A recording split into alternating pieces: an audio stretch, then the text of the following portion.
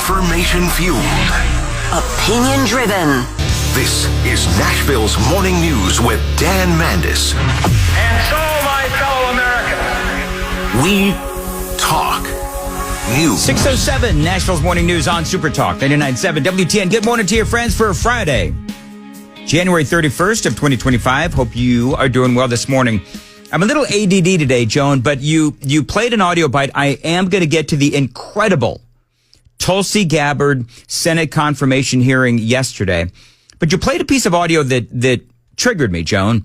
And it was that Democrat who is complaining about the fact that the state legislature passed a Governor Lee's Education Freedom Act thing. That's House Minority Leader John Ray Clemens, who's from Nashville. He's a known idiot, actually, is what he is. But play that audio, would you? Yeah, sure. Here we go. It's the best scam that money could buy. And they bought it.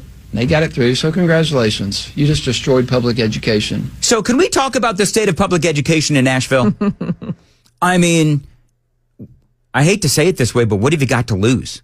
I mean, we just had a story the other day, Joan, about how schools across the nation, they are plummeting in their ability to teach kids. Yeah, the National Report Card. National Report Card. Kids are graduating from high school not knowing how to read. Right. So my question to John Ray Clemens is, okay, listen. We've tried the public schools, and if you live in this district, you've got to go to this school. We've dealt with the teachers' unions. We've dealt with all of this nonsense, and it's not working. So what has destroyed schools in Nashville and Shelby County and other cities across America and Tennessee has been what we've been doing all this time. Because not only have we been destroying the schools by allowing the teachers' unions to run roughshod over everything, but also the kids aren't being taught. So what's being destroyed are kids and their futures. That's what's being destroyed. And you know what? The schools do need to be destroyed, if you will, in the sense that we need, as parents, other options, especially if you're in Davidson County at one of those sucky schools. I had lunch with a friend yesterday who is she's become a professor at a local higher education institution, and I won't say which one. Okay. She is appalled at the lack of, there's no ambition. There's no desire to learn. She's amazed at the lack of ability to math, to figure things out, to be perceptive. Yeah. She can't believe that these kids are in college, and she thinks a lot of kids are just there because their parents said, yeah, you got to go. Well, and we're graduating these kids. Yeah, we are. We are selling out the future of America by forcing kids to go to schools that are within their district and not giving families a choice. And we can quibble all day long about, well, this isn't I'm for school choice. I'm not for this bill. I mean, those are very valid questions, and there are very valid concerns about this particular bill. But we have to do and had to do something, especially for the kids of Nashville, where old John Ray Clemens represents. We had to do something for the kids of Shelby County. Now, we're going to have to see how the whole thing plays out. My fingers are crossed that this all turns out the way that we need it to turn out, which is kids actually knowing how to read, knowing how to do math, knowing how to do algebra when they graduate from high school in places like Nashville and Shelby County and so forth. So John Ray Clemens, just, you know what? I don't know why I let the stupid get into my head, like John Ray Clemens and people like that, because it is so infuriating that they say these things when the answer is right in front of them. All they have to do. You know why we have problems in Tennessee with education, especially in places like Nashville and Shelby County? Well, it's because of the teachers' unions. It is also because of, in my opinion, people like John Ray Clemens.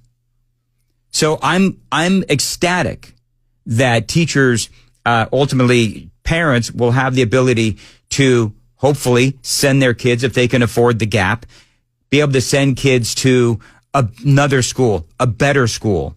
I think that is a good thing, because there are parents who their kids are going to these terrible schools in Nashville or Shelby County, and they're held captive. And you've got bad schools all over the place, obviously. In some of these districts, they're already doing this, but this is going to be on a much larger scale. But I think it's great to give parents an opportunity to not have their kids be held hostage in some of these terrible schools. So we're going to have to see how it all plays out. We could be sitting here in 5 years, hopefully, and we'll have another conversation about, well, that didn't work. What do we need to do differently? But right now, the status quo, in my opinion, was not acceptable. And the fact that old John Ray Clemens there is pissed off, good. Because that means clearly then, if you're pissing off John Ray Clemens out there in Nashville as the representative for Nashville, then clearly we're doing something right. It is 6:13, Nashville's Morning News. Tulsi Gabbard, her Senate confirmation hearings, I don't know if you folks saw this, but it was in front of the Senate Intelligence Committee. She had an amazing opening statement. I warn the American people who are watching at home, you may hear lies and smears in this hearing that'll challenge my loyalty to and my love for our country. Those who oppose my nomination imply that I am loyal to something or someone other than God, my own conscience, and the Constitution of the United States, accusing me of being Trump's puppet, Putin's puppet, Assad's puppet, a guru's puppet, Modi's puppet, not recognizing the absurdity of simultaneously being the puppet of 5 different puppet masters. The same tactic was used against President Trump and failed. The American people elected President Trump with a decisive victory and mandate for change. The fact is, what truly unsettles my political opponents is I refuse to be their puppet. What a great statement. And she's absolutely right. When I tell you the story of Tulsi Gabbard and how she refuses to be the puppet of the federal government, the intelligence agencies, she has proven time and again that she will not be. These agencies, they do need to be fixed. There are a lot of problems within these agencies, and she has been spending years calling out the problems with the FBI, with the CIA. And I'm going to play you that audio and tell you her journey coming up next. Appreciate you listening to Nashville's Morning News on Super Talk 99.7 WTN. Now, if you're wondering why the Democrats absolutely hate Tulsi Gabbard, and some Republicans hate her as well, clearly. Remember that she used to be a Democrat and a military veteran, and she was a congressman out of Hawaii. And she turned on the Democrat Party, and that's why they're angry with her. She's the youngest woman ever elected to a state House of Representatives and the first woman to graduate from the Accelerated Officer Candidate School at the Alabama Military Academy as a distinguished honor graduate. And what I'm trying to tell you is that this is an incredible person. She was a rising star in the Democratic Party. And then she started noticing things. And Tulsi Gabbard started speaking out. Among other things, in no particular order. She spoke out against the U.S. military intervention in Syria. That's why they call her an Assad puppet. She spoke out against our involvement in Iraq, saying we went in based on faulty, inadequate, and weaponized intelligence. She's going after the intelligence communities. That's why they hate her. She spoke out against the U.S. narrative on the Russia-Ukraine war, saying Russia had legitimate concerns about Ukraine joining NATO. She also spoke out against the war machine, the weaponized intelligence community, and both the Republican and Democratic Party. You know, they actually, and this is a story that has been told many times, but, you know, they actually put her, in my opinion, an American hero. They retaliated against Tulsi Gabbard by putting her on the terrorist watch list. At a time when trust in the intelligence community, unfortunately, is at an all-time low. Chuck Schumer admitted a few years ago, quote, you take on the intelligence community, they have 6 ways from Sunday at getting back at you. For too long, faulty, inadequate, or weaponized intelligence have led to costly failures and the undermining of our national security and God-given freedoms enshrined in the Constitution. So you ask, why does everybody hate, somebody asked me that, why does everybody hate Tulsi Gabbard? Well, I'm here to tell you, not everybody hates Tulsi Gabbard. There's a lot of people that love Tulsi Gabbard because the woman speaks the truth. And the woman refuses to kowtow to all of these intelligence officials in Washington, D.C. They hate her, but they also fear her. And that's why these senators are attacking her. She spoke often about the dangers of radical Islamic terrorism, yet they put her on the terrorist watch list. So she dropped out of the Democratic primary for president. Remember that? She was going after Kamala Harris big time. She became an independent, eventually becoming a Republican and closely aligned with Donald Trump. So with all of that perspective, she is, just like Kash Patel, she has been all about calling out how the system is broken, how biased it is against outsiders like her and like Kash Patel and others, like Donald Trump himself, by the way. And Trump wants to put her in charge of it. And that's why they're attacking her. That's why the Republicans are attacking her. That is certainly why the Democrats are attacking her as well, because she's not going to play the game.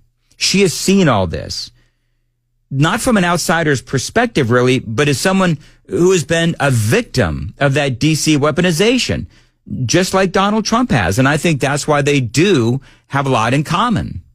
Here's more of what she had to say. Biden campaign advisor Tony Blinken was the impetus for the 51 former senior intelligence officials' letter dismissing Hunter Biden's laptop as disinformation, specifically to help Biden win the election.